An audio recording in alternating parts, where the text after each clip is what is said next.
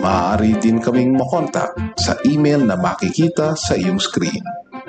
Para sa impormasyong masaligan at mabilis, TOST InfoSerbilis.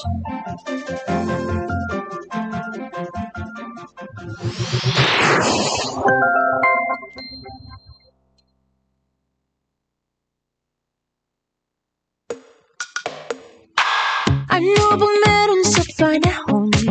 Bakit nga ba ganun? Ang galaw ng mga ulap. Mababago ba ang sistema? Ng lipunang may problema.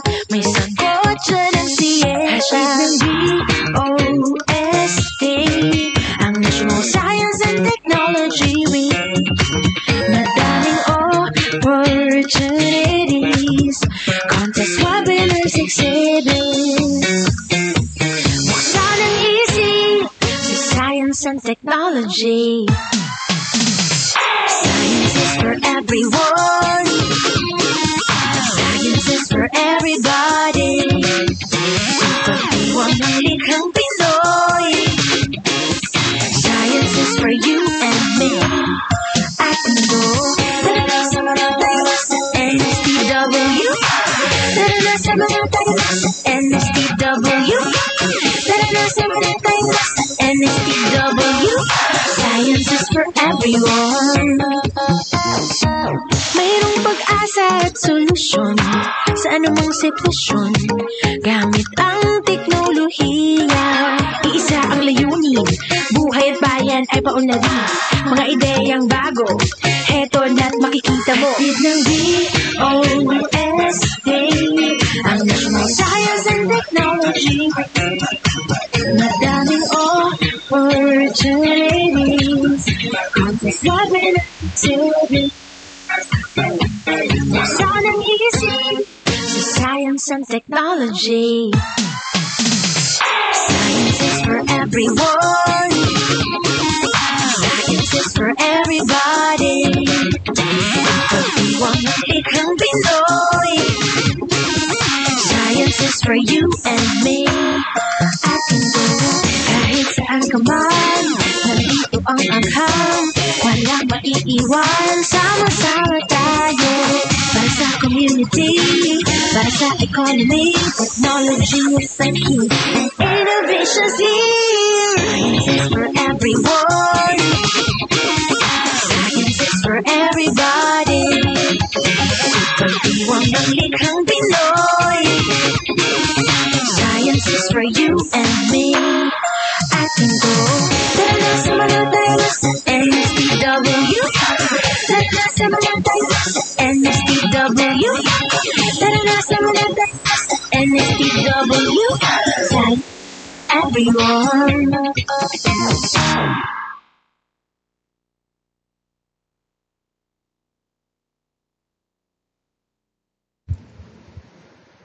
Hello, magandang umaga sa ating lahat. Practice. Hello, magandang umaga sa ating lahat. Saan mang sulok ng Pilipinas, saan mang dako, I hope you are all doing well. Happy Thursday po sa inyo. And yesterday, let's do a recap. We had the second and the third of our hybrid session for this week and celebration of LIS Month 2023 with the theme, Let's Libraries, Learning, Empowering, and Transforming Society Through Libraries. So, nung Monday, November 14, we have our opening ceremony, and our keynote speaker was Director Cesar Gilbert Adriano, Director of NLP, National Library of the Philippines. And our first hybrid session is the Signing Out of the Box program for libraries. The speaker was Ms. Eunice Ann Waichua, librarian from UP Diliman. And kahapon, Wednesday morning, we had Generative AI and Libraries. And yung speaker is si Mr. Dan Anthony D. Dorado, faculty, SLIS, UP Diliman. And nung Wednesday afternoon, we also had the future of libraries, innovative spaces for community learning. And the speaker was Mr. Edgardo B. Quiros, Assistant Director of National Library of the Philippines. So halfway na tayo, ang bilis. So parang nung isang araw lang opening. Then pag enjoy at happy talaga, hindi na masyadong namamalayan yung bilis ng takbo ng araw. So shout out muna sa ating mga participants sa Zoom.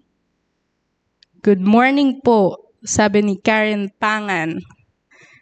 And a blessed morning to everyone from Calauan, Laguna. Ayan. And a blessed and grace-filled day to everyone. Ann Paula D. Bayeta, Ateneo de Iloilo. And dumako naman tayo sa FB Live. Good morning everyone watching from Vigan City by Cherry Regua. And sa Camarines Norte State College, Main Library, Daet Camarines Norte, Miss Lauren Mayan Gibbs. Ayan. So we have numerous number of participants sa Zoom and FB Live. So today, ituloy natin ang hybrid session. So our topic for today is establishing institutional archives, remembering the past, unboxing the present, and sustaining the institution's legacy for the future generations. So we will be having another session this afternoon also. So stay with us on basic concepts on gender and development for librarians. And bago tayo dumiretso sa ating topic ngayong umaga, magpapakilala po muna ako. I am Rona May Tipamilakan, your moderator for this morning.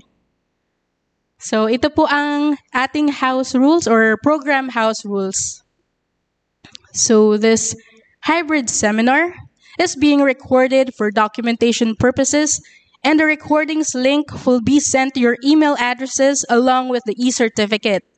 So you can also subscribe to our YouTube channel and the DOST SAI library to watch the recordings of our past webinars and hybrid sessions.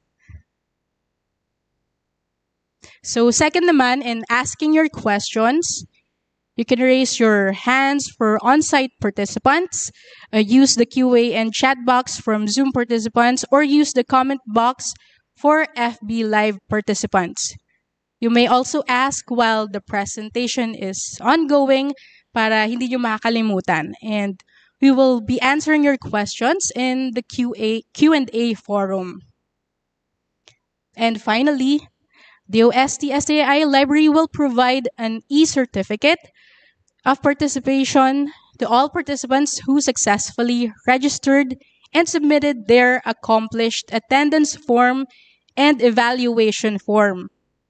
The e-certificate of participants will be sent to the email addresses that you have provided in the evaluation form on or before December 6, 2023. So nakamark na po siya ng red. And para ma-accomplish yung attendance form, here's the attendance link. So you can scan the QR code na po or copy the link flash on the screen. And sa ating mga Zoom participants, the link is provided on the chat box. While yung mga nakatune naman po sa ating Facebook Live, the attendance link will be pinned on the comment section. And everyone's information po, hindi nagpapadala ng attendance or evaluation link si DOST STIA Library through email or messenger. And habang nagsasagot kayo ng attendance form, so basta muna tayo at mag-shoutout muna tayo. So sa ating Facebook Live, good morning po from Subic Bay. This is from Pat Madron. Watching from Santo Niño Catholic School, Inc., Taguig City. And hello po, ma'am. Good morning, everyone. from Guinaras Island, from Jano Orkia. And the Zoom naman po. Good morning everyone watching from Quezon City office. Kay Miss Jennifer Paet. And from the University of La Salette, Inc., High School, Isabela. Good morning. So good morning then from Laguna Provincial Library. So ayan, nakapin na po ang attendance link sa Zoom and also on the comment section of our FB Live. Good morning from Veritas College and from Marines Polytechnic College Foundation. Good morning. Marahay na aldaw po sa Gabos from Mariners Polytechnic College Foundation of Legazpi City. Then dako naman tayo sa ating FB Live. So, good morning po from City Public Library of Calapan, Oriental, Mindoro. Watching from Coronadal City, Mindanao. From SMAC, Cagayan de Oro, City Public Library. And watching from Cabanatuan City. And also watching from Calawit, Zamboanga del Norte. Good morning. And also shout out to Glads Gabriel Leonos, attending virtually from Don Quintin Paredes High School, QC. Good morning po. So, ayan po. Nakapag-attendance na po ba ang lahat? Pa-react naman po ng thumbs up sa Zoom and pa-heart naman po sa FB Live.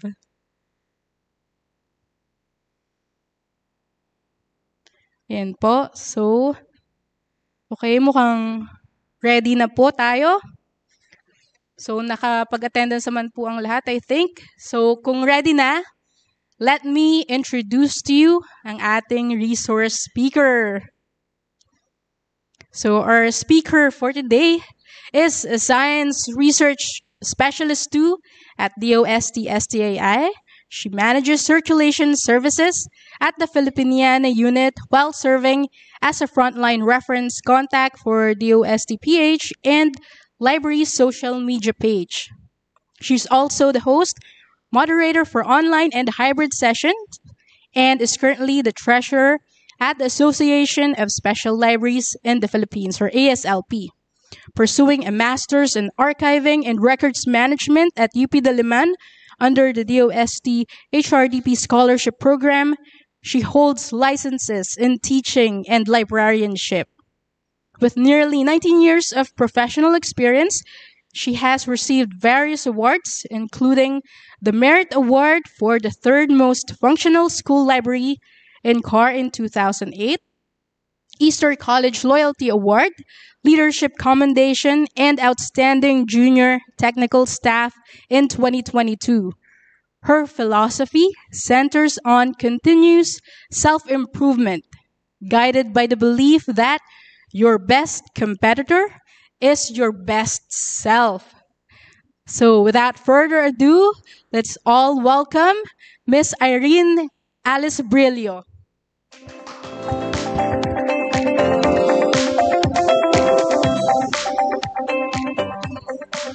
Ayan, okay. So magandang umaga po sa inyong lahat. Ayan, so hindi po ako host ngayon. Ako po yung kasama nyo as resource speaker. Ayan, and thank you so much for joining us this morning sa ating mga kasama sa Zoom and Facebook Live. Ayan. So, as mentioned by Ms. Rona, I am currently taking my master's in archiving and records management in UP Diliman.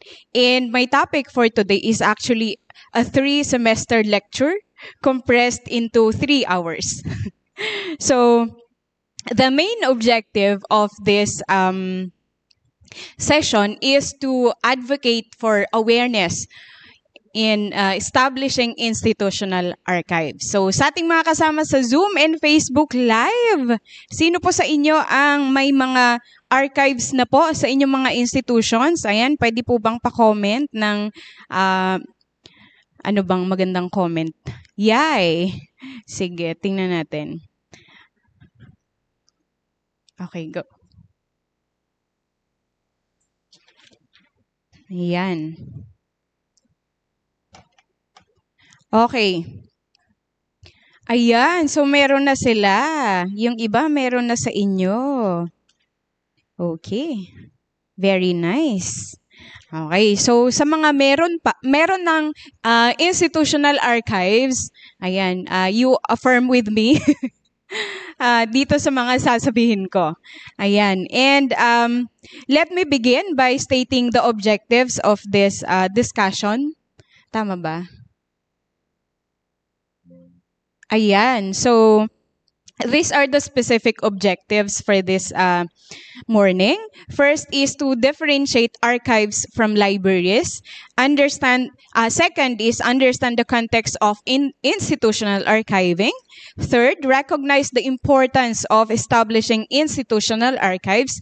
And finally, identify basic considerations in establishing archives. So basic lang to, no?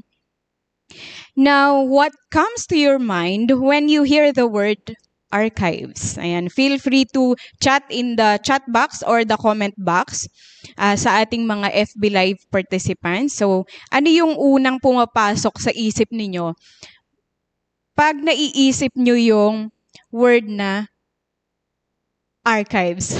Ayan. So, okay, tingnan natin sa Zoom kung may sumagot na.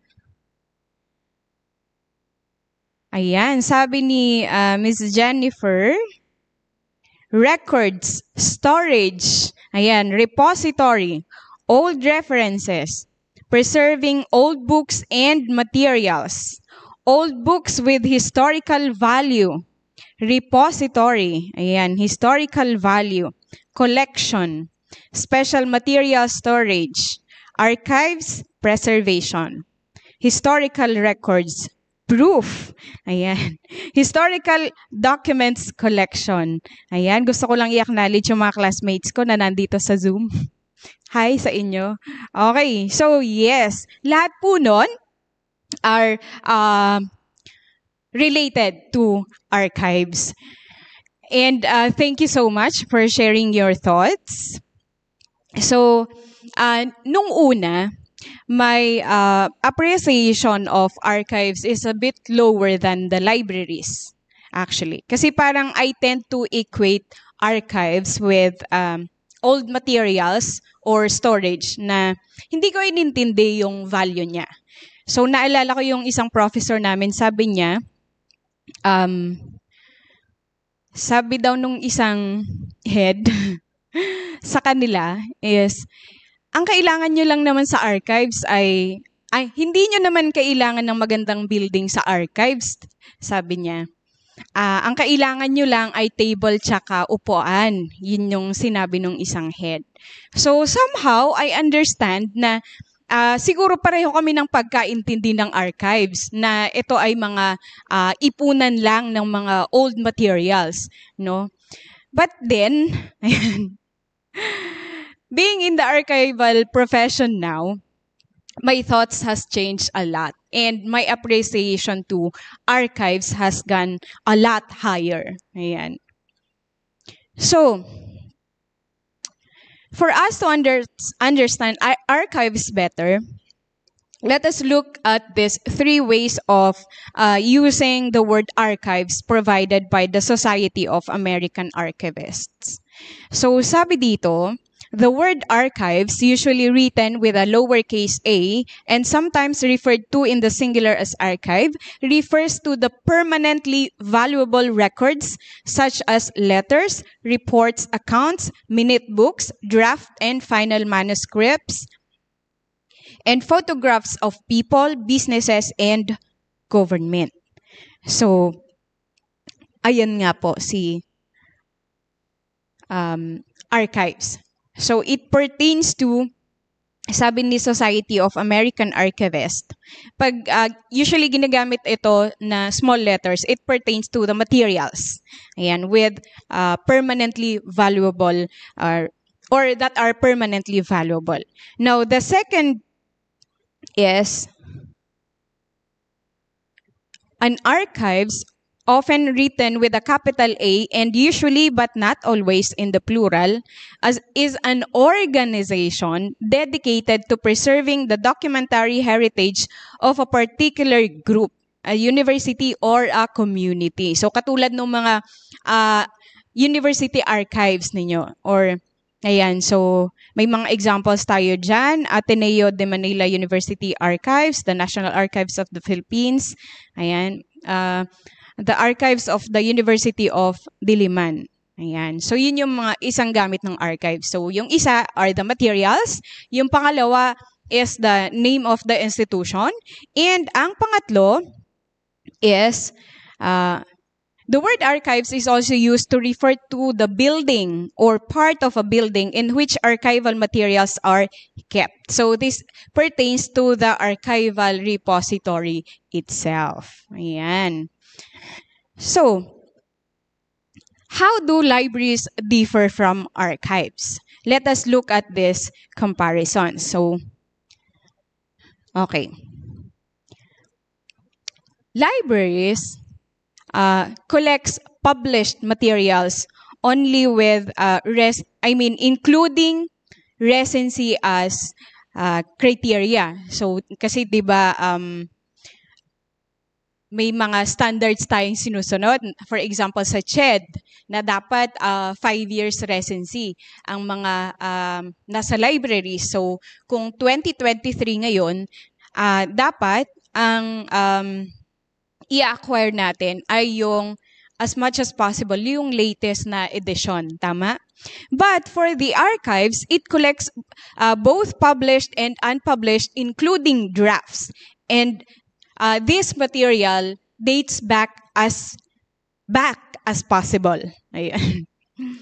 And then, libraries' focus is to collect general resources for informational, educational, and recreational purposes. While for archives, they preserve specific and unique historical resources with enduring value. Yun. And then, libraries or the collection of the libraries can be accessed via internet and checked out for home use. Pero sa archives naman, majority can be accessed on-site. And then, materials cannot be borrowed for home use. So, although si archives may ginagawang access copy, may mga sinesend naman via online. Pwede silang ma-access online. Pero karamihan po ng mga nasa institutional archives are for room use only. Ayan. Kasi maingat tayo kung paano gamitin si archival materials. And then, next. Lost or damaged materials can be replaced with newer editions. So, kapag may nawala sa library, pinapalitan natin ng bago, di ba? For archives naman, since materials are unique, lost materials can be lost forever. So, pag nawala, wala nang, for example, diary. Pag nawala yung diary, hindi mo na siya mapapalitan, di ba? So, ganun ang pagkakaiba nila. And then, in libraries, users can freely browse or retrieve the book. So, meron silang open shelf system. Maliban lang po doon sa iba na may closed shelf system. But in the archives, only the archivist or the staff will retrieve the materials and give it to the client. Ganun lang siya. And finally, libraries or the collections of the libraries are organized per items in shelves. So, isa-isa silang kinakatalog. But for archives, materials are organized in archival boxes. Now, despite these differences, the archives and libraries have a shared goal of providing information and in combating misinformation. So, both stand for truth. Okay.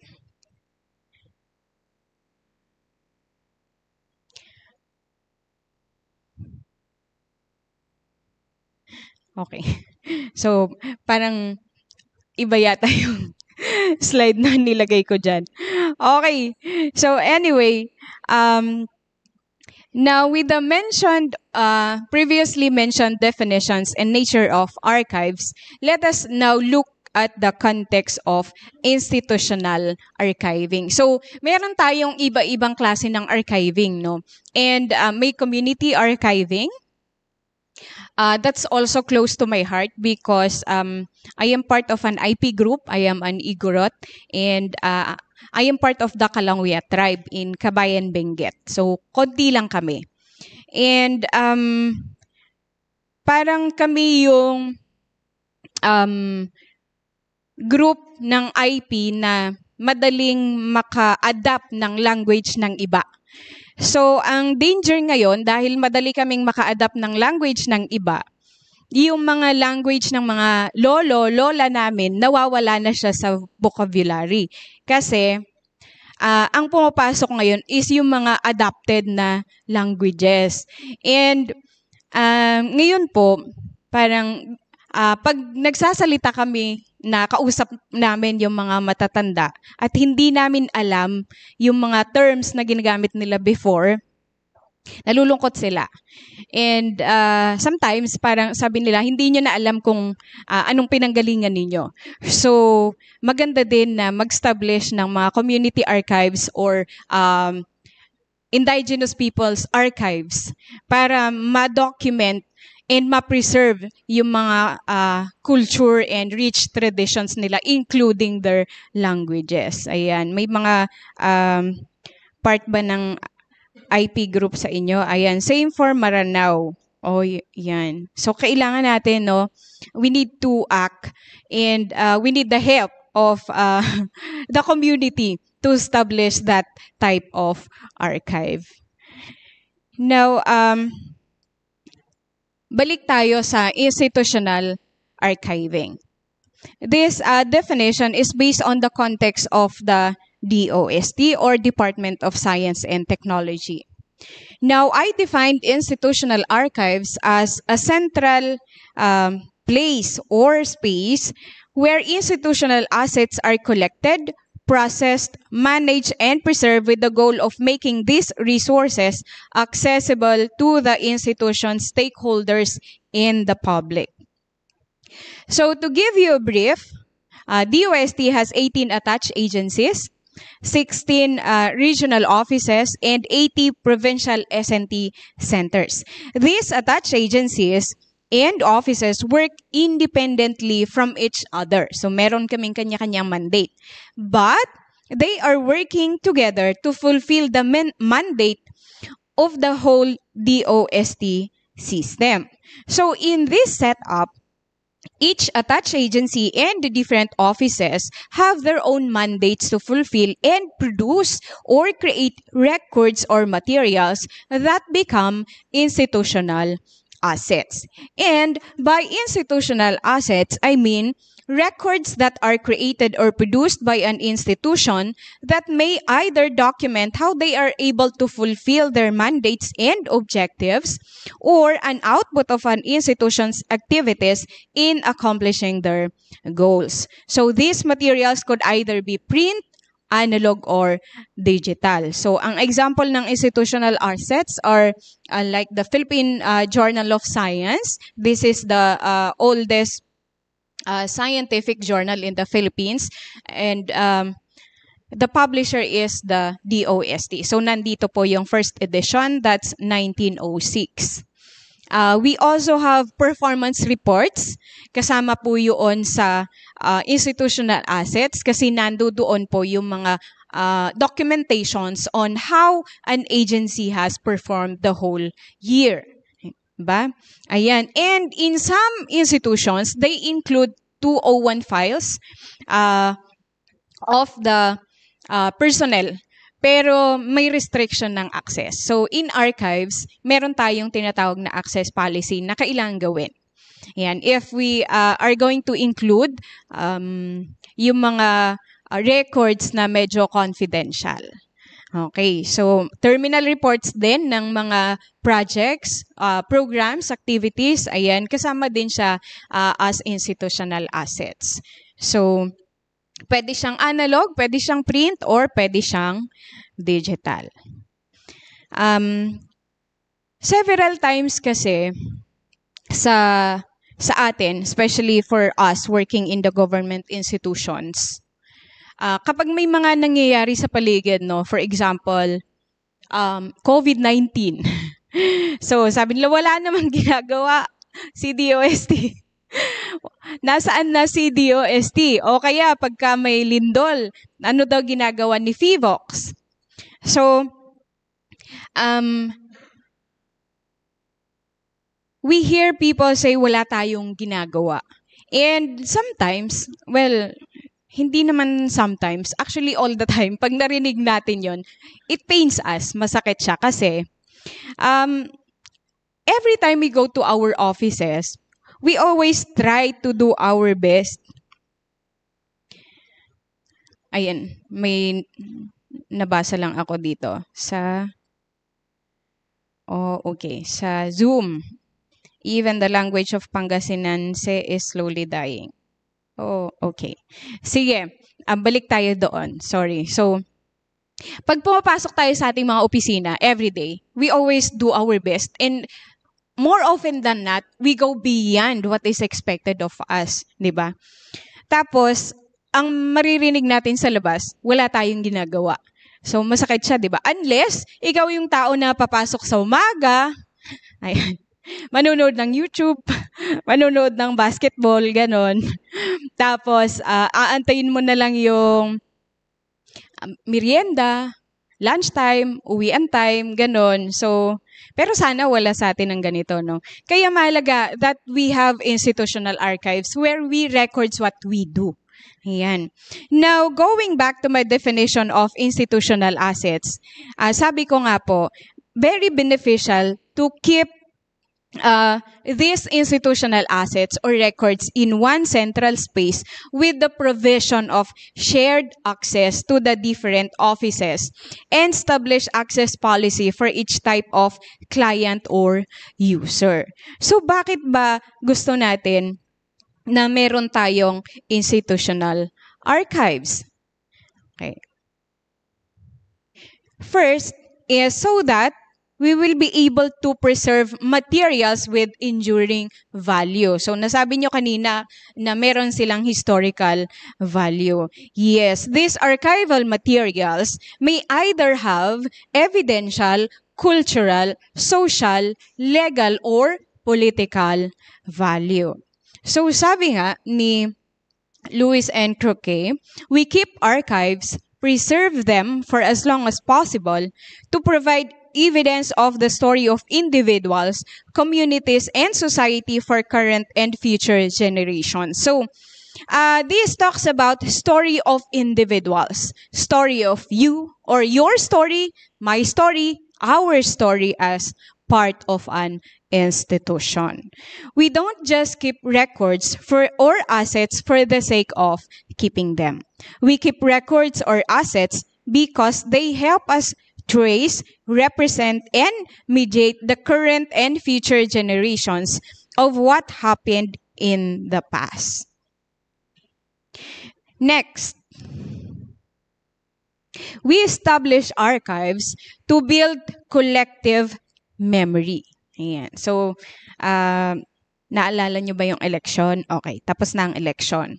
Okay, collective memory, I would argue, is a shared documentation and representation of the past by members of the institution or organization through digital, analog, or print formats. They are not just stories that are passed on from generations 2 generations through oral tradition. So documented ito.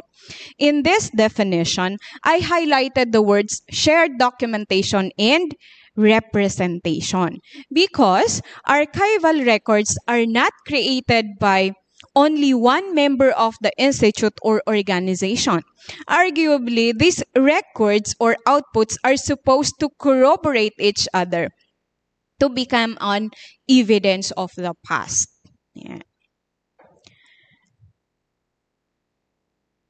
According to Cooper, by identifying, collecting, preserving, and making available documentary traces of the past as resources for research, the archive helps to uphold fundamental democratic values and maintain lines of cultural continuity. So, kung i-equate natin ito or gagamitin natin ito sa community archiving naman na context, makakatulong siya para hindi mamatay yung mga culture natin, languages natin. Ba? So, maganda siya na makapag-establish tayo ng iba-ibang klaseng archives para magkaroon ng continuity. In addition, let me quote sige. Siguro i-request ko na lang. Sorry, iba yung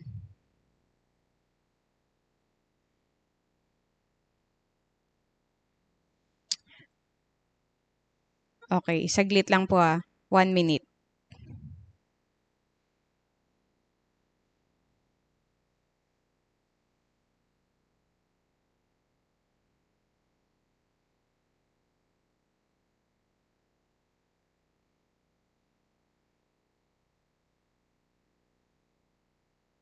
Ayan. So, ipapa-update ko lang yung presentation.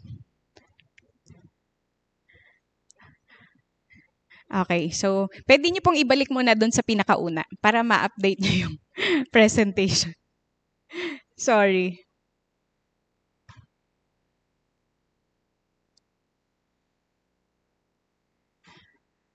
Okay. So, kasi baka pala nauna yung na-download yung una. So, meron akong pangalawa. Sorry. Anyway, so while they are updating the presentation, ayan, magchikahan muna tayo. So, ang pinag-uusapan natin ngayon is for collective remembering. So, itutuloy natin sa context ng community archiving. Now, sa community archiving, ang kailangan natin na kapartner, so nag-start tayo ng day 1 collaboration, no? Kailangan nating makipartner sa community. And una, kailangan din muna natin na ma-encourage sila or ma-appreciate nila kung bakit gusto natin na mangyari yung ganon. And we need to partner also with the local government unit, no? Kasi sila yung makakatulong sa atin na makabuo or mabuo yung grupo. Minsan kasi pag nagtawag tayo, because we are doing something like this, medyo mahirap. Pero pagkasama natin si LGU and others, siguro may mga tumutulong na, we can also tap yung mga nasa Society of Filipino Archivists to help us establish our own community archives. And when starting a community archives, hindi po kailangan na boom, malaki kaagad. So we can start from small archives muna. So pwedeng ang una nating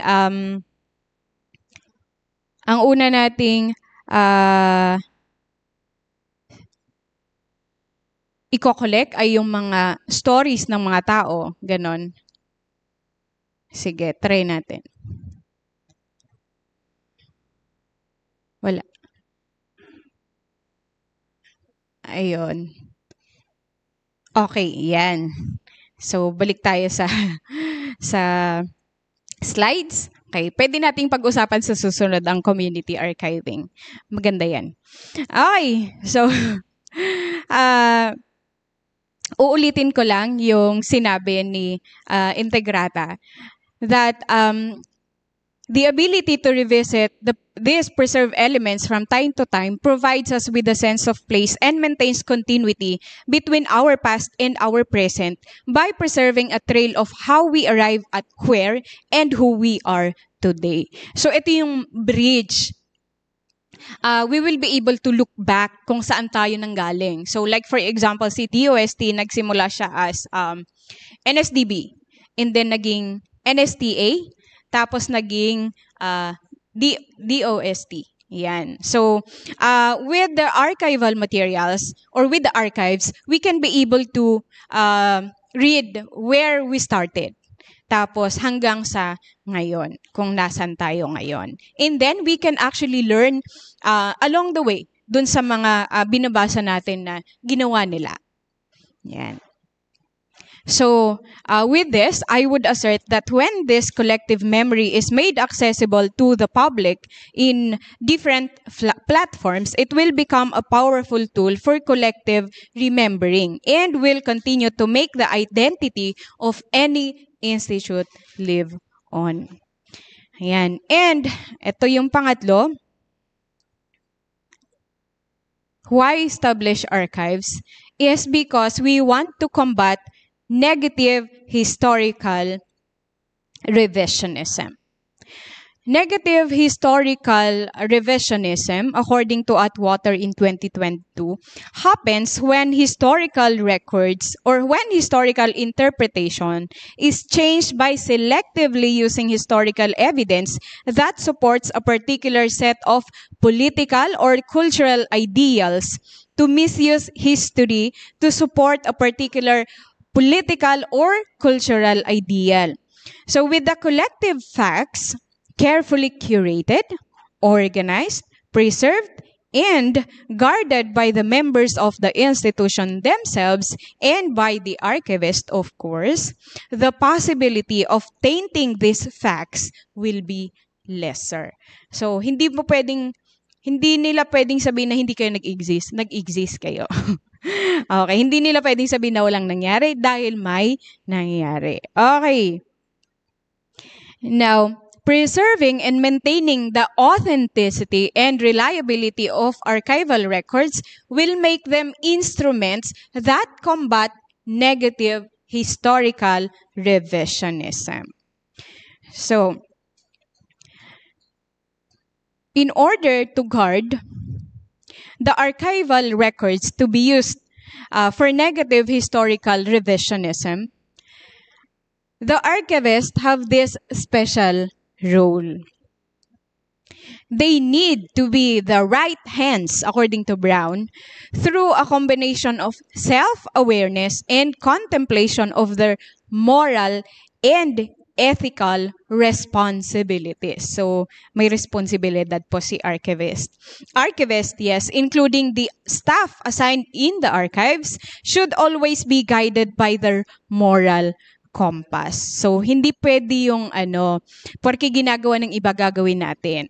Okay? So, may we be always reminded that at the end of the day, we are accountable to this universal God who judges according to what we've done. Kasi, sabi ko po kanina, sa mga institutional archives, maaaring kasama doon yung mga confidential files, tama?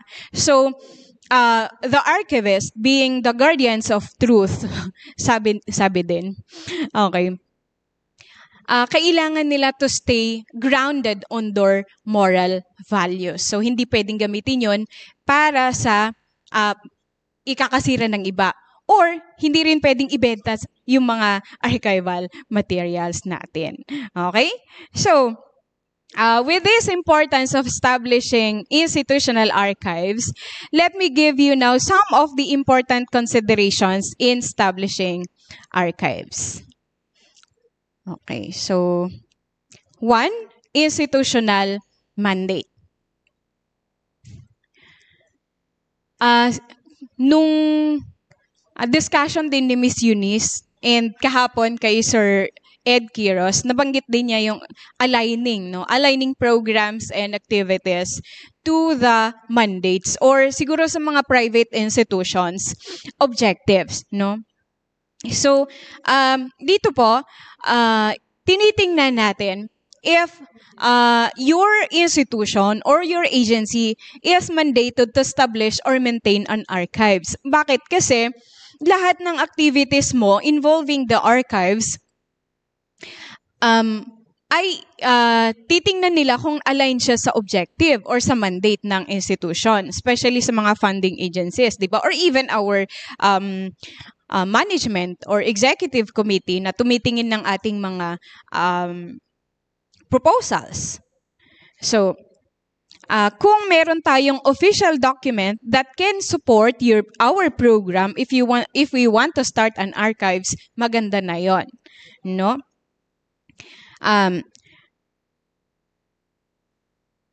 Lahat kasi ng project may prioritization. So kung hindi ka aligned sa mandate ng institution mo, malamang ikaw yung may less priority, hindi ba? So ngayon, kung meron tayong official document to back the program, okay, or kung meron na tayong executive order, pwede naman din tayong mag-request, no? For example, kailangan natin na magkaroon ng archives, pero wala tayong mandate kasi nakikita natin yung importance ni archives. So, ang gagawin natin ngayon, hihingi tayo ng executive order or memorandum na i-allow tayo na mag-establish ng archives. Okay. So, the mandate and or order or also memorandum will provide actually the scope of the coverage of the archives collection. So, makakatulong yun para ma-identify natin hanggang saan yung i-collect natin. Ayan. And then, kung meron na kayo nito, okay, proceed na tayo sa itong pangalawa, collection development policy. Sa mga librarians or sa mga staff sa library, alam na nila to, yung about sa CDP or collection development policy. So the CDP sets out how collections are acquired, its collecting priorities, and how the accessioning is conducted. This policy applies to all collections in different formats, whether paper, analog, and digital records. Ayan. So, dito po, may iba-iba kasi tayong material type and format, no? So, the collection development policy sets out yung mga criteria. And then, kung ano yung i-collect natin, ano yung priorities natin, at paano gagawin si de-accessioning. And then, specifically, yung ating CDP covers the following. So, meron kayong collection and acquisition, paano siya i-collect, ano ang i-collect, appraisal in inventory, ano yung mga criteria natin, accessioning, collections, care, and conservation. So, kailangan may kasama tayong plano or may kasamang plano yung ating CDP kung paano gagawin ang collections, care, and conservation, digital preservation, access control, disposals, and de-accessioning. Now, here are some basic guidelines in writing collections development policy sa mga librarians. Gamay na gamay nyo na siguro ang paggawa ng CDP. Ayan. So, sa mga hindi pa po nakakaalam, ayan, ito po yung isasama natin. You define the aim and scope of your policy. So, what is the focus of your collection? You're going to list the subjects, even the people, time frame. So, for example, kung masyadong malawak yung collection, pwede tayong mag-time framing. So, siguro hanggang 1900 to 1930, ganon. And then, 1930 to 1950, ganon siya. And then, geographic areas your program focuses on. So, you also need to describe the kinds of materials that you will collect. Paper lang ba ang i-collect ninyo? Or audiovisual lang ba? Mga media ba? So, yon ang kailangan nating i-identify. And then, the specific criteria and decision-making process for adding objects to the collection. So, who approves the kind of materials that you collect? Sinong nag-approve na yes, yan ang i-collect natin? For transfers naman, who decides what materials to accept? So, kung interagency transfer, sinong nagde-decide na ito yung mga materials na i-accept natin from other agencies? So, nakaset out yan lagi sa collection development policy. And then, kasama din doon ang mga standard forms or templates to be used for accessioning, appraisal, inventory, accessioning, deaccessioning, and or disposal. So, yung mga technical part, hindi natin i-discuss ngayon. Medyo mahaba siya.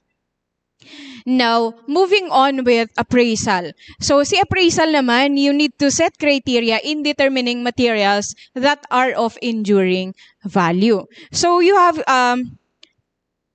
to consider the following. Pero hindi ito yung limit niya. So you can add. First is relevance, of course, of the record to the mandate of the institution. Kaya kailangan natin si mandate. And then, unique records of the institution that has historical, evidential, cultural, and legal evidence in executing their functions. Next is physical status of the materials in terms of its usability and to further determine if the institution has the capacity to restore and preserve this material. So, kung wala tayong kakayahan na mag-process, halimbawa, sira-sira na siya, and parang wala tayong way para ma-restore siya, baka hindi natin siya isasama sa ating collection. Baka hindi natin siya i-accept. Pero kung kaya nating makipag-collaborate, ayan, the term collaborate, sa ibang conservation or preservation agencies, di maganda, di ba? Next is verifiable authenticity and reliability of records. Kaya kailangan po natin yung provenance. Sinong nagbigay? Sa kanya ba yun? Okay. So, kailangan verifiable yung authenticity and reliability of records. And then, record has long-term value to the archive collection. Okay, this is an example of accession template. So, example lang po ito. Kung mapapansin ninyo, magkaiba ito sa library, no? So, kaya ko siya finlash kasi para makita natin na ito yung pagkakaiba ni archives tsaka ni library din. So, yung accession template nila, meron ditong accession control number. Ito naman yung pinuprovide natin. And then, original order. Kung halimbawa, may original order kung saan nanggaling yung material, yun yung ilalagay natin dyan. And then, creator or originator of collection. And then, kung meron silang copyright, scope and content, ayan, arrangement of material, kung meron na silang determined na arrangement, ayan, name of collection or record group. So, usually dito sa accession, hindi isa-isa. Hindi katulad ng library materials na kada item yung ina-accession natin, no? And then, kasama dito ang date of acquisition, physical condition of material. So, may molds na ba siya? Or malinis pa ba siya? Paper ba siya? Ayun. Extent or quality of material. So, quantity, sorry. So, gaano karami yung material. And then, ano yung mga dates na covered nila. Tapos, type of material or media. So, kung analog ba siya, kung print ba siya, ayan. And then, meron din po, ayan, meron pa sa baba. So, kung may restrictions naman, halimbawa, may mga ibibigay sila na ang sasabihin is, wait for 10 years muna bago siya ilabas sa public. So, ganun yung mangyayari. Nakasulat dyan sa accession form. Ayan. So, type of acquisition, kung transfer ba siya, kung donated ba siya, or kung binili ba siya. And then, kung may mga legal documentation such as deed of donations, ayan, isasama dito. And then, source of acquisition. So, kasama dito yung kung sino ang nagbigay, ang address niya, ganon. And then, syempre, hindi makakalimutan kung sino yung nag-accession. Ayan. So, may mga guide questions naman. Some lang ito. during accessioning. So, sa identity statement area, meron bang pre-existing reference codes or control numbers, ganon. Sa context area, what is the name of the individual responsible for the collection? Ayan. Are there any existing CV or biography of the creator? Kasi dito po natin makikita kung meron, halimbawa may CV siya, kasama ito sa pag-verify ng authenticity and reliability ng material. So, for example, libro ko, tapos dinonate ni Miss Rona, hindi siya reliable. Kasi, hindi galing sa akin. Ayan. And yung copyright is mine. Hindi sa kanya yung copyright. Okay? So, ayan. Next, so kung may CDP na tayo, kailangan din natin ng cataloging manual or guidelines. So, this provides guidelines of how archival materials are cataloged and organized, including the metadata that will be encoded in the archives system. Okay, so, magkaiba din po ang system, ang cataloging ng library tsaka archives. No? So, consider what cataloging standards to use. Gagamitin mo ba si ISOG, si DAX, or si RIC? So, may mga iba't iba tayong klase ng cataloging standards for archives. Sa library naman, usually ginagamit is Library of Congress or with decimal classification. No? So, sa DOST STII, ang ginagamit namin dito is the LC or Library of Congress. Yan. And then, so, meron na tayong cataloging. Kailangan natin ng policies on digital preservation. Yan. Mabilis lang yung aking lecture. Baka matapos tayo ng walang 1 hour.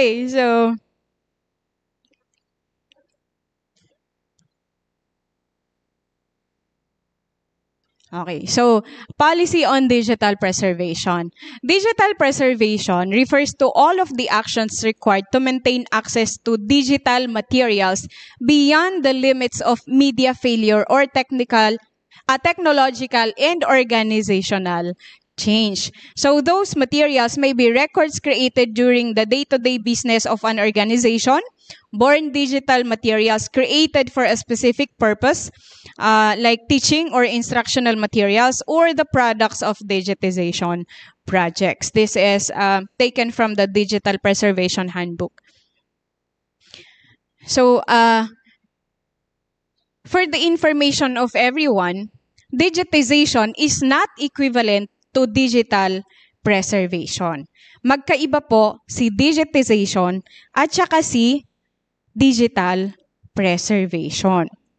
Si digitization aims to provide, yung output ni digitization is purposely for access, para ma-access ng clients or ng public. But digital preservation covers the whole mula sa creation ng material, ng mga digital-born material hanggang doon sa preservation nila and even sa permanent disposal. Kasama po yan sa digital preservation. So dito po, kasama sa digital preservation ang preserve ng mga bit streams. Ayan, so mga bits and bytes. Kasama po iyan.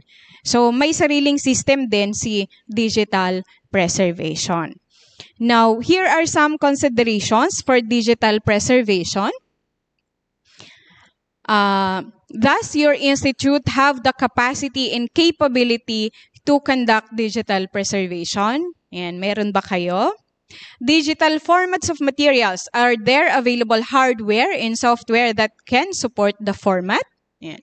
So, may deadline 2025 pala sa mga audiovisual materials, U-matic tapes. So, by 2025, dapat lahat daw ng mga U-matic tapes ay na-digitize na. Dahil by 2025, mawawala na yung mga hardware na may capability to digitize those materials. So, kaya po, as much as possible, before 2025, na-digitize na natin yung ating mga AV materials or U-matic tapes. Yan. And then, preservation of authenticity of materials. How do you plan to preserve the authenticity of the digital materials to allow them to endure as long as possible? So, sa system ba natin, naka-incorporate tayo doon ng may regular na checking ng, for example, breach or viruses, ganon. May mga ginagamit ba tayong software para, anong tawag doon? Firewalls ba? Yun, firewalls para hindi nila mapasok yung ating system. Ayan. So, yun yung considerations natin for digital preservation. Now, kailangan din makapag-establish tayo ng access policies. So, it is important to define access policies for all archival materials, print, analog, or digital. Ang considerations dito, sino ang may access sa lahat ng materials? So, from the basics hanggang doon sa mga confidential material, sino yung may access sa lahat ng yon? And then, sino ang may access ng specific materials only? Kasama yun sa access policies. And then, what materials can be accessed by whom? Do you need to have non-disclosure agreements? Ayan. So, for example, sa Ateneo Archives, dahil po nilagay ng HR yung kanilang mga files doon sa archives, ang ginagawa ng Ateneo Archives is, ang magre-retrieve lang ng mga materials doon are from the HR. And then, kailangan may maipakita silang note na signed permission na i-retrieve nila yung document. So, papapirmahin sila doon kung sino yung nag-retrieve, tapos papapirmahin ulit pag ibabalik na siya para alam kung sino yung gumamit. Pero, yung mga nasa Ateneo Archives are not permitted to open yung mga materials na iniwan doon ng HR. So, ganun po siya. Kailangan very careful tayo sa access policy. Also, kailangan meron tayong policies and or guidelines on maintaining security in the archives. Ayan, so narinig niyo na ba yung balita ng theft sa archives? Ayan, sa National Archives. Okay, so kasama sa security ng archives, titingnan kung sino ang may hawak ng susi ng archives. And then, what measures are taken to ensure thefts and vandalisms are avoided? Kasi baka pinipilas na pala yung isang page ng Noli Me Tangere, di ba? So, kailangan meron tayong measures kung paano i-ensure na walang mangyayaring pagnanakaw or vandalism sa archives. And then, what measures are taken to avoid possible breach in the archive system? So, ito yung nabanggit ko kanina. Kasama yan sa security ng archives. So, the main objective of establishing institutional archives is to ensure that the story and history of the institution is preserved for the current and future generations. So si archives, hindi lang natin siya itatago sa archives. Kasi papagamit natin siya sa future generation. Hindi po ganun ang idea ni archives. Kasi, okay. Ayaw.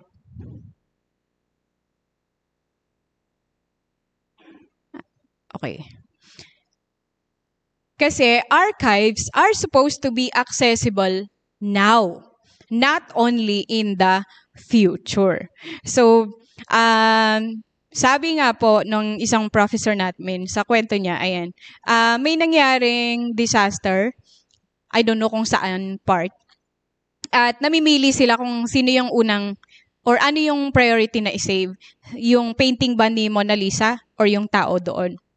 So, syempre, ang uunahin sa lahat ng emergencies naman is life, no? Buhay. Kasi, kahit i-preserve mo si Mona Lisa, kung wala naman ng taong titingin sa kanya, useless din, di ba? So, ang objective ng archives is para meron tayong mapagamit now. Yan. So, why unbox the present?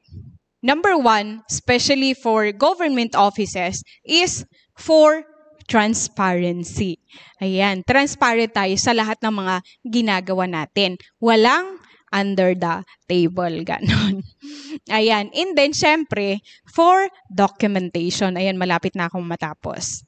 So, mado-document yung mga ginagawa natin. At ito yung mga ipapakita natin as present or gift, and then at the same time, present for the present.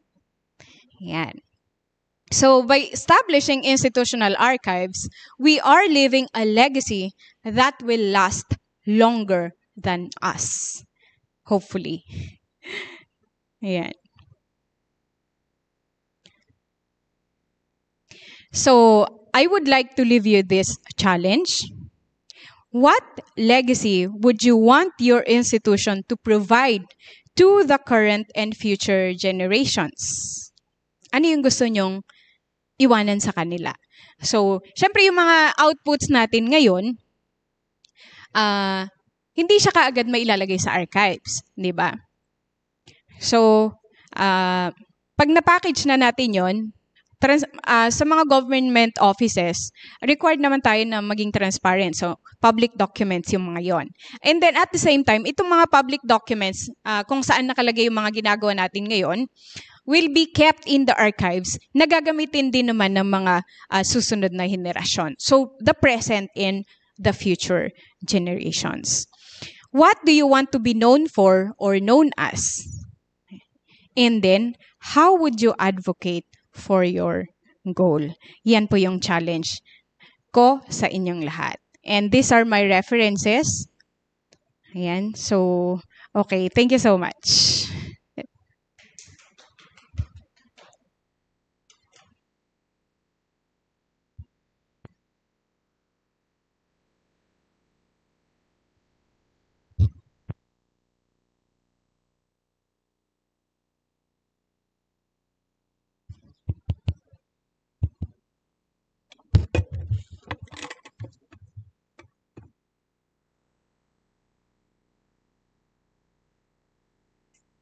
And thank you, Ma'am Erin, for your presentation and insights.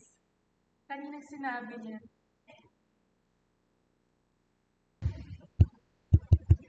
Hello. And thank you, Ma'am Irene, for your presentation and insights sa archiving. So, gaya nga ng sinabi ni Ma'am Irene, archivists are the guardians of truth. And kaya dapat guided sila by their moral compass. Tsaka nasabi niya kanina, mahitaning na pala yung mga pneumatic tapes. Dapat by 2025 na digitize na sila. So we can do the Q&A forum. May mga tanong po ba sa FB Live or sa Zoom? Wala yata. Meron po ako nakita sa Zoom. Wait lang po.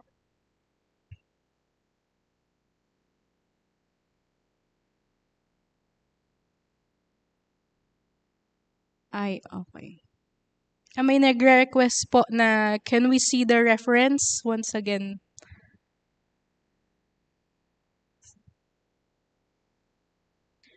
Ayan. Hello? Wala dito.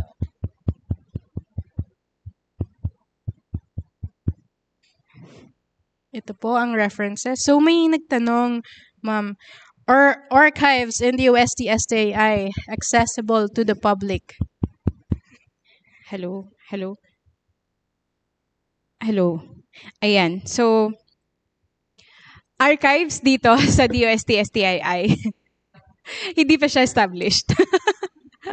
But, yung mga nakalagay na materials namin sa archives room ngayon, may mga digital copies naman sila.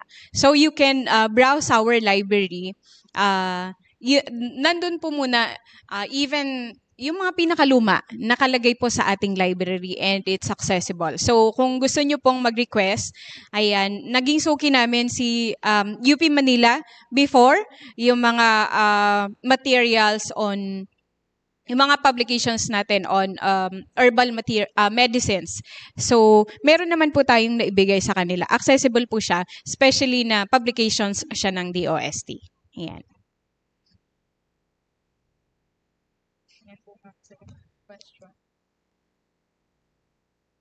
Is there a specific type of papers or materials to be considered in archiving certain documents? Actually, wala naman pong specific types of papers. Kasi depende yung papel nung binigay sa inyo. So, kaya po kailangan natin na meron tayong collections development policy para nakalagay po doon kung ano yung specific types of materials na i-collect po natin. So, basically, yung mga papers na ginamit nila noon hanggang ngayon, acidic siya, 'di ba? So ang titingnan na natin ngayon is ano yung mga pwede nating gawin na remedies para to slow the process of deterioration ng mga papers. So kasama na doon yung mga paglalagay ng mga Japanese papers in between, ganon. Pero unfortunately dito sa Pilipinas wala pang maraming suppliers ng ating mga archival materials. So karamihan po ay nanggagaling pa sa ibang bansa. So how nice would it be kung maraming institutions ang mag-put up ng archives para mag-collaborate tayo, makabili tayo ng mga materials na gagamitin natin para sa ating mga archives. Ayan.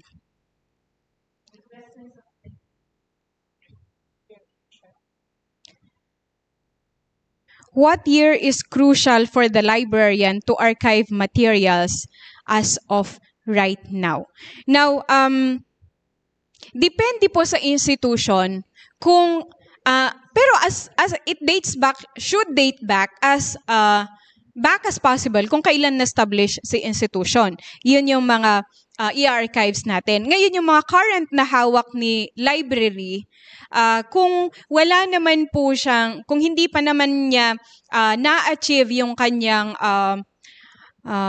anong tawag natin doon sa retention, yun. So, yung retention period niya sa library, hindi pa siya mapupunta sa archive. Ayan. So, meron po pala tayong retention schedule or records disposition schedule. Kasama po yun sa tinitingnan natin bago siya mapunta sa archive. So, sa mga nasa government offices, merong pinuprovide na guidelines si NAP kung paano natin gawin yung ating records disposition schedule at saka yung retention period ng mga materials na meron tayo. So for example, si library, for the Philippine Journal of Science, after 10 years, ilalagay na siya doon sa archive. So 5 years siya na active sa shelf and then another 5 years na retention period bago siya dalhin sa archives. Ganun po yung mangyayari. So, yung crucial na pag-archive ng mga materials ng institutions ninyo ay nasa policy nyo din. So, kung, for example, ang active lang na file nyo is hanggang 5 years lang, and then after 5 years, ilalagay nyo na siya sa archive, okay lang po yun. So, kailangan lang po na nandun sa policy ninyo. Is it possible that registered librarian can become an archivist? Yes. I am a registered librarian and I am pursuing the degree in archiving and records management. Ayan. So, mag-enroll na kayo kasi masarap pag-aralan ang archiving. No? Lahat actually, walang pinipili na course si archiving. So, meron kaming mga classmates from different professions. Meron kaming galing sa arts. Ayan. Meron kaming galing sa probe archives, journalist. So, kahit saang profession, kung gusto nyo pong to go into archiving, pwedeng-pwede po. Ayan. Yay, wala nang tanong. Okay. So, because of the digitization, need pa ba yung mga CDs and DVDs for the audiovisual sa ngayon? depende po kung meron pa po kayong nagagamit na hardware to play CDs and DVDs. No? Kung meron pa kayo nun, usable pa siya. Pero depende po kung paano yung pag-market natin ulit sa ating mga library clients. Kasi kung hindi naman na po siya ginagamit ng ating mga library clients and ang laman po noon is with historical, evidential, legal, or political value, pwede na natin siyang ilagay sa archive and i-digitize natin siya para mas longer yung buhay ng material. No? So, I hope nasagot ko yung tanong ni Miss Rose. How about self-learning modules which was developed by the teachers during pandemic? Yes, pwede po yun na i-archive. Sa mga schools po, pwede po yun na i-archive yung mga modules. So, uulitin ko lang po, depende po doon sa policy po ninyo. So, for example, active muna yung module kasi reference muna nila until 5 years. Tapos, after 5 years, i-turn over nyo siya sa archives. Kung bakit nyo siya i-turn over sa archives naman is for conservation processes. So, para hindi siya ma-deteriorate kaagad. So, meron tayong mga, magkaiba si library and archives in terms of conservation and preservation of materials. So, kaya po si archives, special siya since kailangan ma-maintain yung humidity, yung mga lalagyan, enclosures, yung mga boxes, kung saan sila nilalagay para maiwasan yung deterioration. So kung gusto nyo pong ilagay na sila sa archive, pwede po ninyong ilagay sa archive. Ayan. Operations manual will be considered as institutional archives? Yes. Kasi sa inyo po yun. So nakalagay po doon kung paano nyo po ginagawa yung mga day-to-day operations po ninyo. Kasama po yun sa ilalagay nyo sa archive. Well, that is kung gusto nyo siyang isama. Basta anything considered valuable, pwede siyang ilagay sa archives. And then, kung iniisip ninyo na itong operations manual, ilalagay ko sa archives kasi gusto ko yung makita nila ito na ganito yung ginawa ko noong ganitong taon. So pwede pong isama siya sa archives. Ayan. Okay. May question pa. Okay, where can we go or who do we ask for help in preserving archival materials such as AV material, photos, or old books? Ayan. So, pwede po for consultation. Pwede po kayong to get in touch with the Society of Filipino Archivists. For audiovisual naman, meron tayong SOFIA or Society of Filipino, ano nga yung meaning nun? SOFIA. SOFIA is audiovisual. Yes, audiovisual naman sila. I think, hindi ko sure kung nandito yung isang yes, sa SIPAVA din, pwede po. So, marami po actually na pwede nating i-contact para po makahingi tayo ng tulong kung paano ang gagawin natin. Ayan. Ano pa ba? A follow-up question on being a registered librarian becoming an archivist.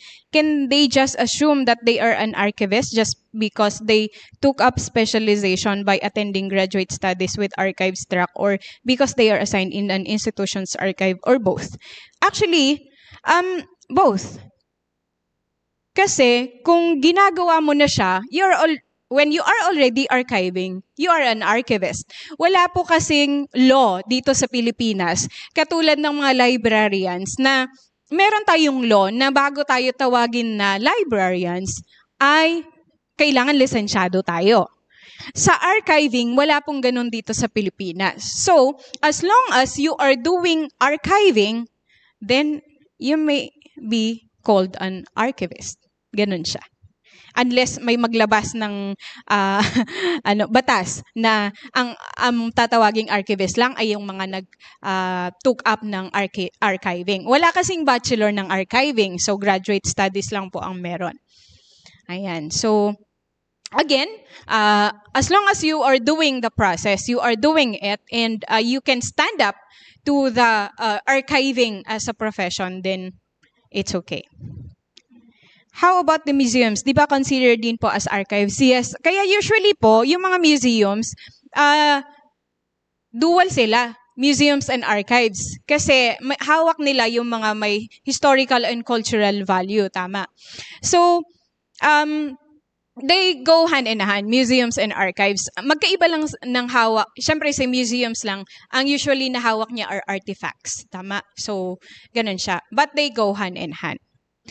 How much is the budget for enrolling in graduate studies in archiving? Ayan, Prof. Ira, magkano daw? I'm not sure kung nandito si Prof. Ira. Oh, ayan, nandito si Prof. Ira. Okay, so may mag-enroll na po sa MARM, Prof. Ira. Ayan, so sa UP Diliman naman po, in government naman po siya. So, kailangan start ng registration for second sem. Pwede po ba tayong ayan, si Prof. Ira, ayan, 3,000 per unit daw for MARM in UP. And yung MARM po is the first program in East Asia. Tama ba, Prof. Ira? Okay, so please chat Prof. Ira na lang po for your questions on MARM. Ayan, Prof. Ira. Marami nang magma-MARM. Okay. Ayan, so may mga tanong pa po ba?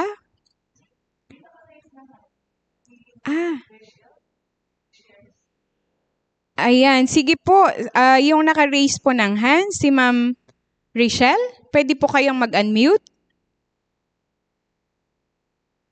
Rachel Manop. Ayan. Ma'am Rachel, pwede po kayong mag-unmute.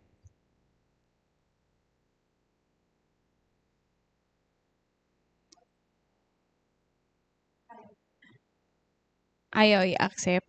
Ayan. Ma'am Rachel, ayan. Pwede po kayong mag-unmute kung may gusto po kayong sabihin. Ayan. First in the Philippines, first of its kind in Southeast Asia. Ayan.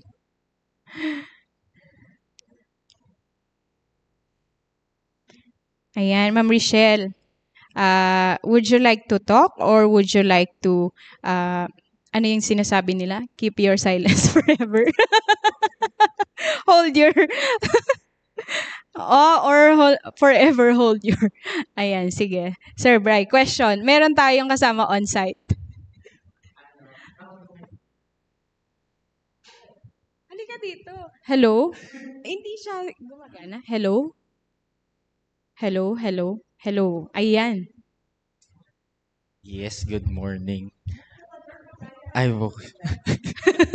Ayan, halika dito. Dalawa tayo Good dito. morning. Ayan, para sa nag-iisang audience dito sa on-site. Ayan, thank you Miss Irene for that informative lecture, no.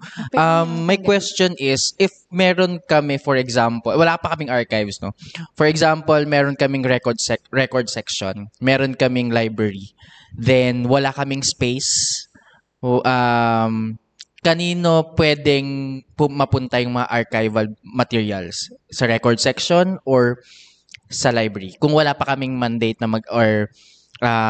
plan magbuo ng archive, kanino dapat mapunta yung archival material? Sa record section ba o sa library? Ayan, so kung magkaiba po, magkaibang division sila, medyo mahirap. So kailangan mag-usap yung dalawang division kung sino ang may hawak at kung ano yung hawak nila. So, for example, si record section namin, meron silang sariling storage. So, hindi namin kukunin yung kanila. Pero yung sa scenario po ninyo na walang space for archives, baka po, kailangan yung record section, hawakan lang muna nila yung kanila. But they need to ensure din yung security ng mga hawak nilang records. So, ganun din po si library. Since meron din kayong parang limitations kung ano yung mga hahawakan ni library tsaka kung ano yung hahawakan ni record. So, pero if it would be good kung pwedeng mag-usap yung divisions para ma-layout kung ano yung hahawakan ko or kukunin ko ba yan or sa amin ba yan sa archives. Ayun po. Para siguro pwede rin na mag-start na ng archives kung may ganun na pong usapan. Ayan. So, Ayan, start sige. na. Follow-up question. Kunyari, nakapag-usap na kami, then willing kami magbuo ng archives. Kanino siya magiging under? Under record section ba o under library? Kung Kung walang wala pang Yes. magtatao, wala pang room, pero we are Yes. starting, we would like to start an archives na. Kanino siya magiging under? Records or siguro po, you will need to ask yung executive committees kung ano yung gusto nilang mangyari, kung kanino siya ma-under. Basically, kung sa atin, pwede sana sa library. Pwede sana nating sabihin na sa library na lang. Pero if you are going to establish an archives at kung kanino yung authority, yung responsibility na nung archives, depende po yan sa pag-aagrihan nyo pa din. Kung ang overseer ba niyan is si records or ang overseer ba niyan is si library. Pero baka ang hinuha ko lang naman ay mapupunta pa rin sa library yon. Since basically, yung pag-safeguard nyo ng material sa library, medyo pareho kasi yung competencies ng gagamitin natin sa library at saka sa archives. So, pwedeng ang kukuha ng responsibility ng archives is the library. Yeah. Okay. Sige, thank you. Thank you. Usually kasi ang archives, I mean sa records section, they are more on yung mga budget, yung sa financial records, 201 files. Hindi. HR na yun. Ayun. Magkahiwalay sila HR, sa inyo. oo, Okay, sa so record section. yun, since walang, well, karamihan naman sa government, no? So, kanya-kanya tayo. Ganun yung peg. Pero ayun, maganda nga pong mag-start ng institutional archives kahit maliit lang para ma-document na natin at hindi mawala yung mga institutional files. Okay, thank you. Ayan, thank you. Sana nasagot ko yung tanong mo. Okay.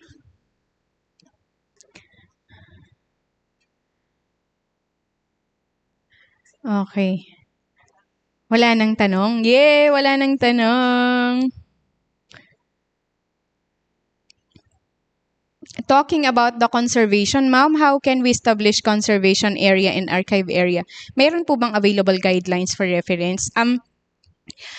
Pwede po kayong bumisita sa website ng Society of American Archivists. So marami po silang resources doon na pwedeng gamiting basis or pang-kopyahan actually ng mga gagawin natin. Meron ding conservation handbook, may preservation handbook.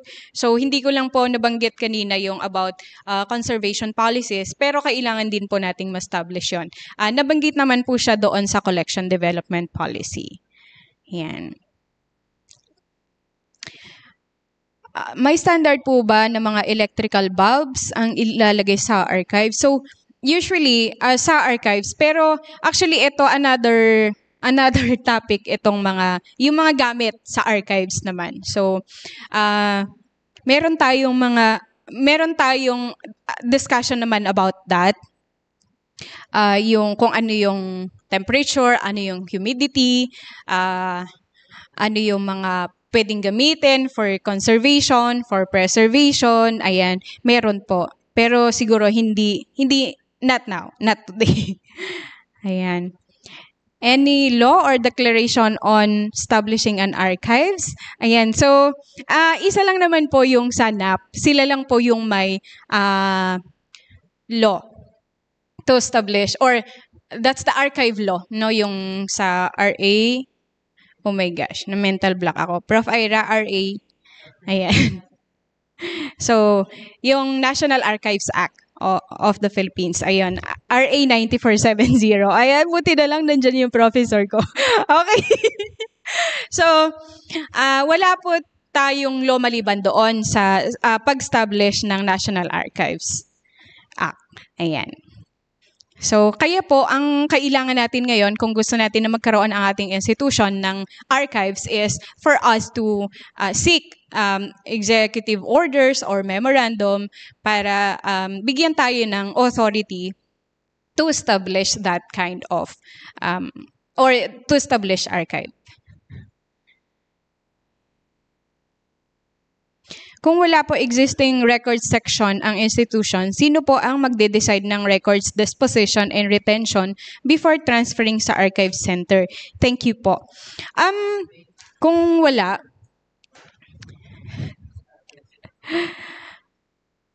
kailangan po buong institution yung mag-decide to create retention schedule. Kasi it will cover lahat po ng mga records na kini-create ng institution.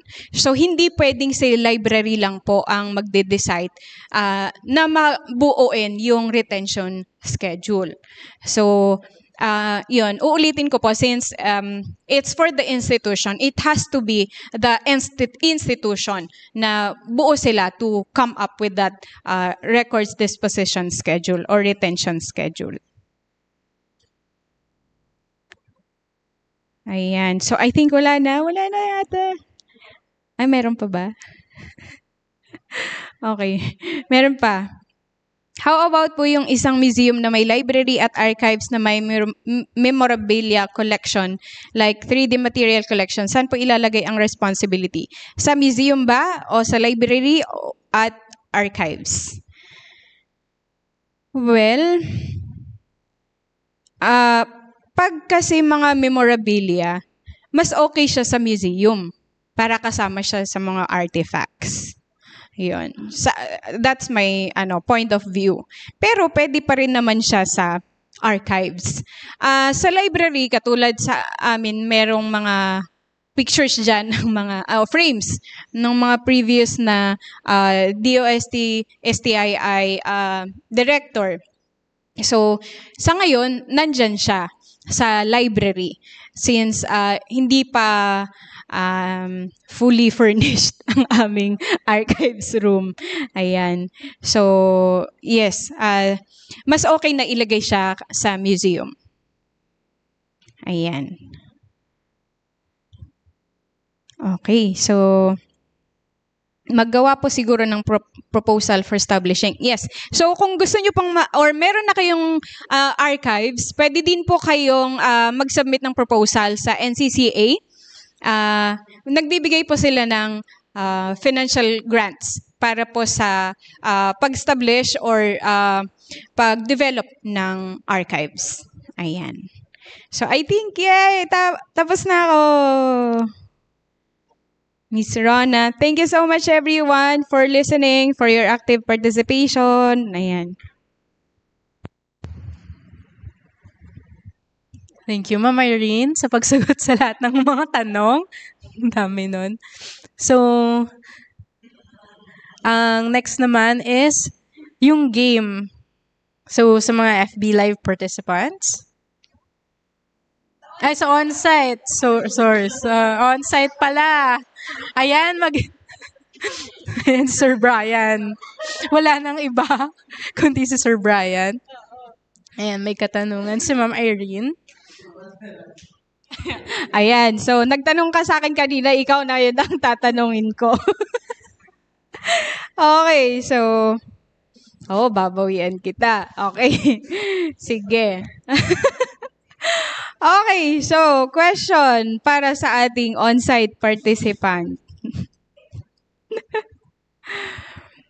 Okay. Okay, so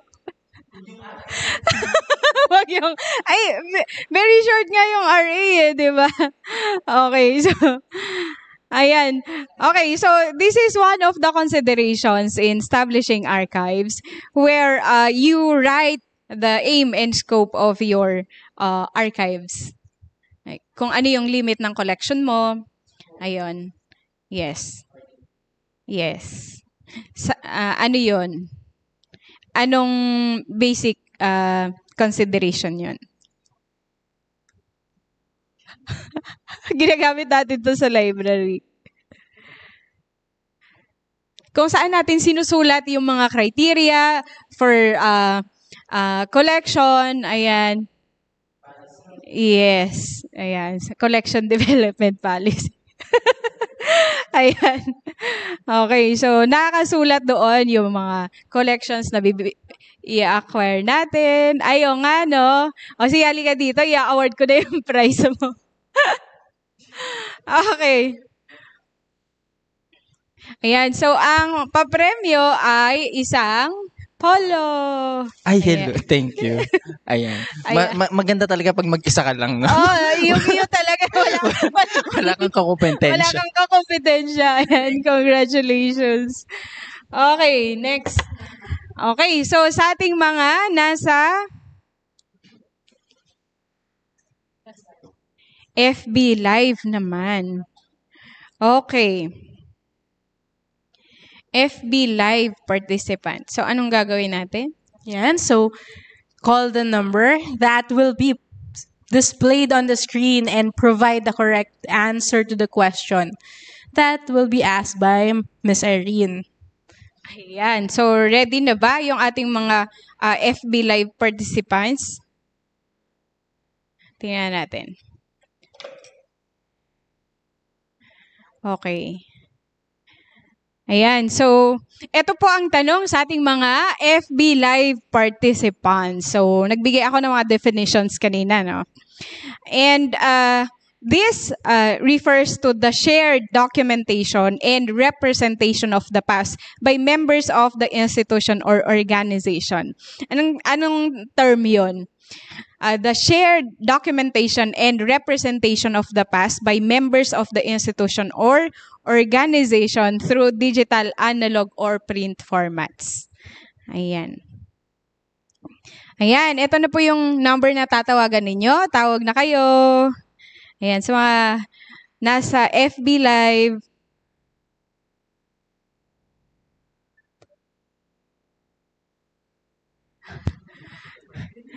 Ayan.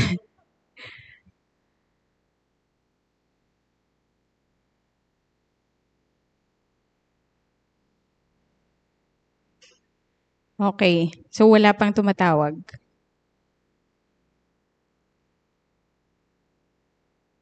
Okay. So, ang tanong... Ayun, meron na. Meron na. Sagutin natin. Sige, go. Hello, good morning. Hello po.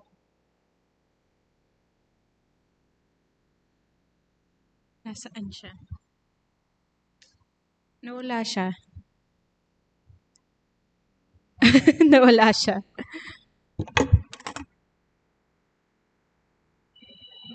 Ayan, meron na ulit.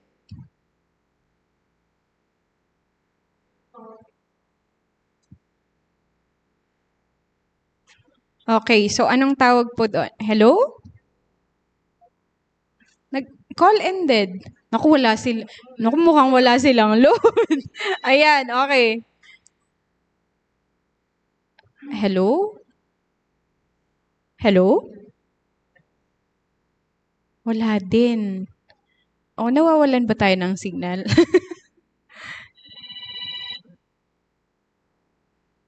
Hello? Hello, Ayan, hello, good morning po. Taga saan po sila? UP Vargas Museum po. Wow! Ano pong pangalan nila? Maria Cecilia Reynegra. Hi, Ma'am Rhea. Ayan, so ano po yung sagot ninyo? Collective memory. Yes, collective memory. Thank you so much and congratulations. Ayan, sige. Okay, so congratulations sa ating winner from FB Live. Okay, ngayon naman ay yung mga nasa Zoom. Okay, sa mga nasa Zoom naman. Okay, ito naman po ang gagawin ninyo. Ita-type nyo lang po yung pangalan ko.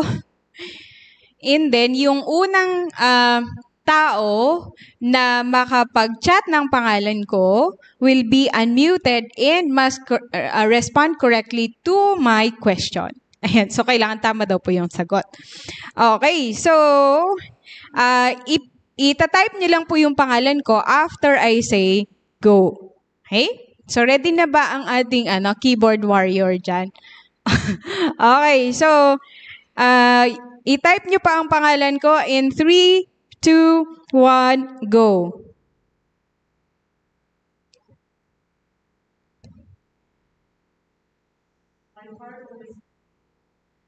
Maricar? Maricar. Ayan. Ma'am Maricar daw po. Maricar Polestico. Ayan. Pwede po kayong mag-unmute, Ma'am Maricar.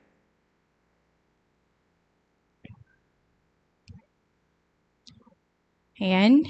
And ito po ang tanong ko sa inyo.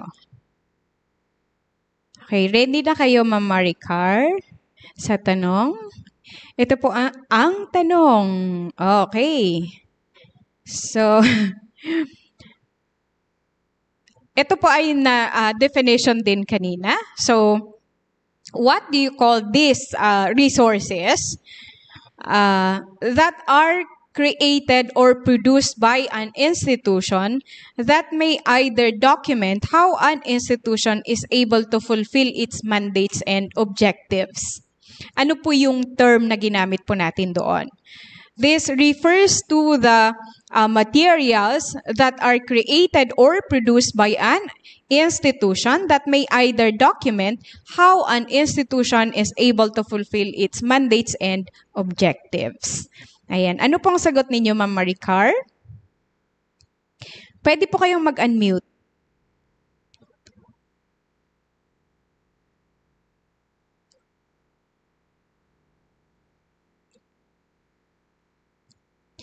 Ayan. So, aantayin po natin ang sagot ni Ma'am Maricar, pero bibilangan natin siya. Okay. So, Ma'am Maricar, ayan. Kailangan nyo pong sumagot in 5. Sige po, chat nyo po ang sagot, Ma'am Maricar. Okay. Wala daw pong audio si Ma'am. Sige po. Ma'am Maricar, in 5, 4, 3, 2, 1. Ayan, Ma'am Maricar, hindi po kayo nag-chat ng sagot. Pupunta tayo sa second minor. Second minor. Ayan, sorry daw. Sorry. Okay, so ang pangalawa ay Ma'am Susana. Okay, Ma'am Susana. Same question po. Ano po yung term na ginamit natin to refer to the materials that are created or produced by an institution that may either document how an institution is able to fulfill its mandates and objectives?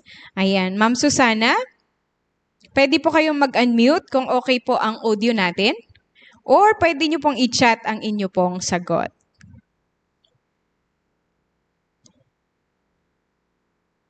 Ayan. Nakita nyo ba? Wala. Hindi siya maka-unmute. Okay. Sige po, Ma'am Susana, pa-chat po ng sagot.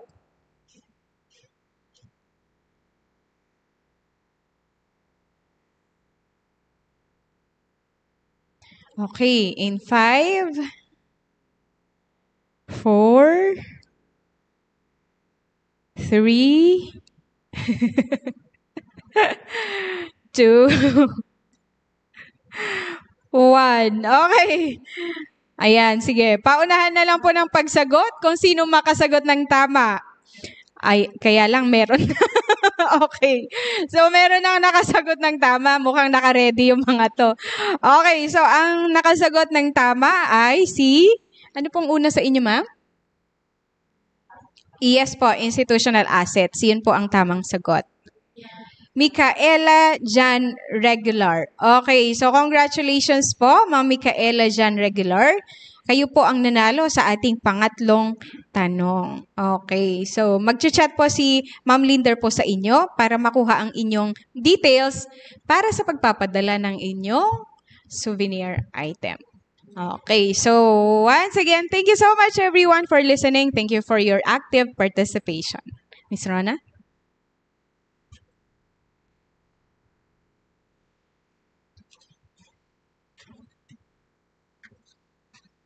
Okay, thank you and congratulations sa ating mga winners or participants. So mag-email na lang po ang library team sa inyo on regarding the shipping or courier of your souvenir items.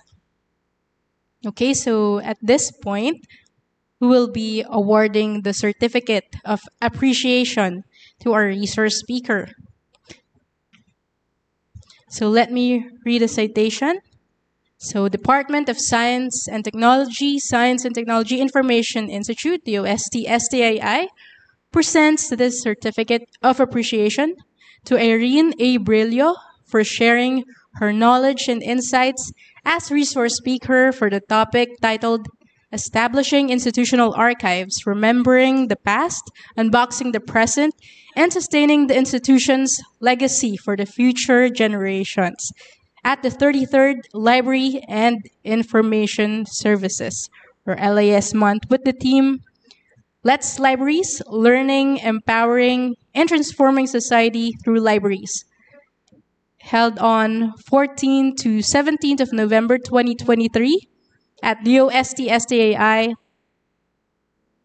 and live stream via Zoom and Facebook Live, given this 16th day of November 2023 in Bicutan, Taguig City.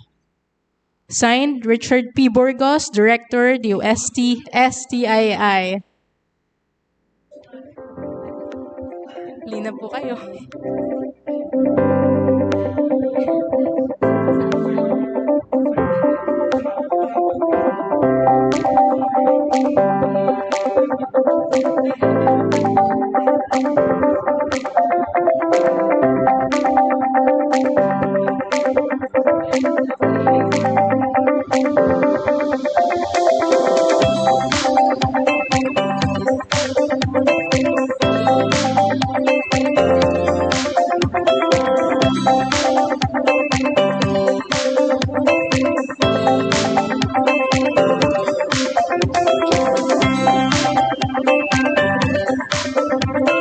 Congratulations, Miss Irene.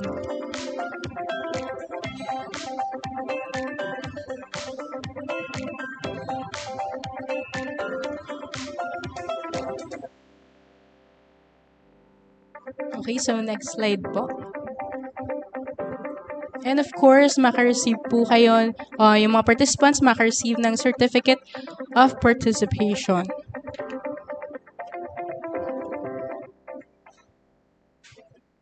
So next slide po. And so, inaanyayahan po namin kayo sa aming hybrid sessions later at 2 to 5 p.m.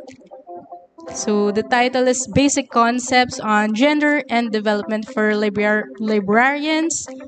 And the speaker is Miss Maria Fe B. Singson, DOST GAD. And of course, may online contest po kami. So, judging po and awarding po tomorrow. So, yung mga bookmark design contest, yung mga nag-submit ng Webby Selfie, yun po yung selfie na habang nanonood ng webinar. Book face photography contest, ano ang kwentong DOST STII library mo? Shelfie at DOST STII library. Ito yung background is yung shelf sa mga on-site visitors na nag-shelfie. And My Day at DOST STII Library TikTok Contest. So, bukas po ma-awardan ang mga winners at 2 to 5 p.m. And, of course, may hybrid session din po kami. So, November 17, tomorrow, November 17, tomorrow, data analytics for librarians. And mamaya, 2 to 5 p.m., yung basic concepts on gender and development for librarians by Miss Maria Fe B. Singson. And simultaneous na nangyayari yung sa training workshop, Science Hands-On Experiment. So, may batch 1 and batch 2. So, yung batch 2 is yung sa PM session, 2 to 5 p.m. by Science Star Core. So, pwede pa po kayong pumunta and mag-register. And we also have Partners Exhibit and Book Fair. So, nandito po nakadisplay yung exhibits ng Feltup, Puzzle Box 3D, Science Star Core, LRN Ventures, Book Quick Marketing, Learning is Fun, Linar or Libri, and Taguig City PW Org or the Future Vision.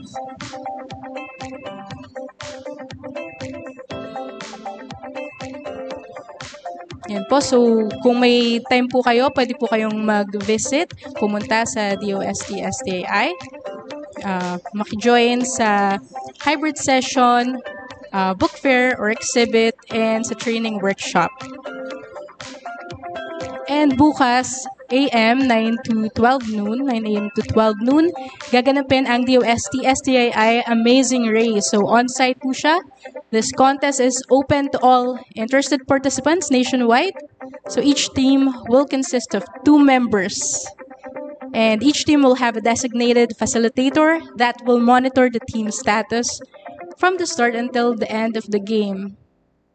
And may 8 stations po siya sa Amazing Race. So, there will be specific activities in each station in which teams will be required to complete. After the completion of said task, participants will have to correctly answer a trivia question about DOST STAI. So, mag-review na kayo. Search nyo na yung website ng DOST STAI and know more about the agency. So, in order to advance the next station, the first team to finish all stations wins the race.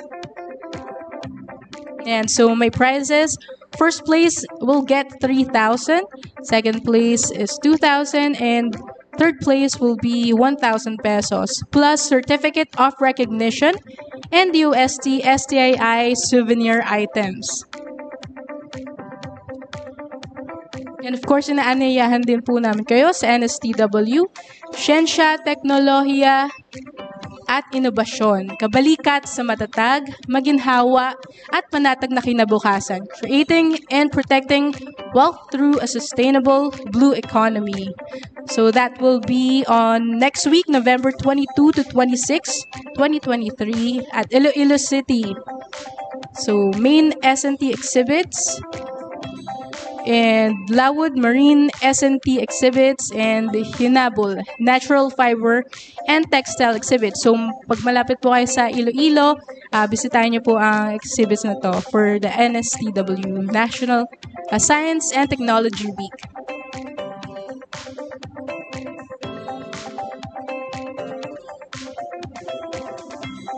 Next po. So, ito na po ang evaluation link, ang much awaited.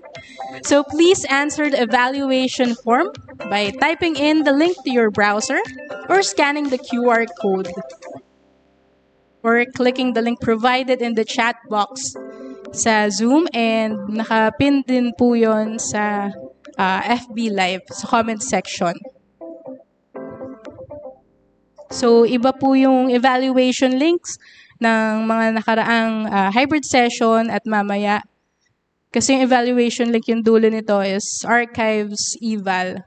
So, particularly for this hybrid session lang po itong link na to.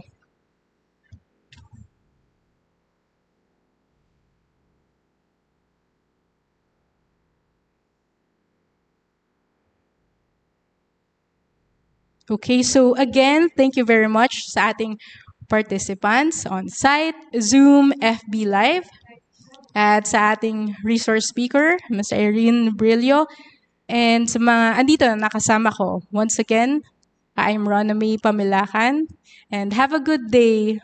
Have a productive day ahead. God bless. Thank you.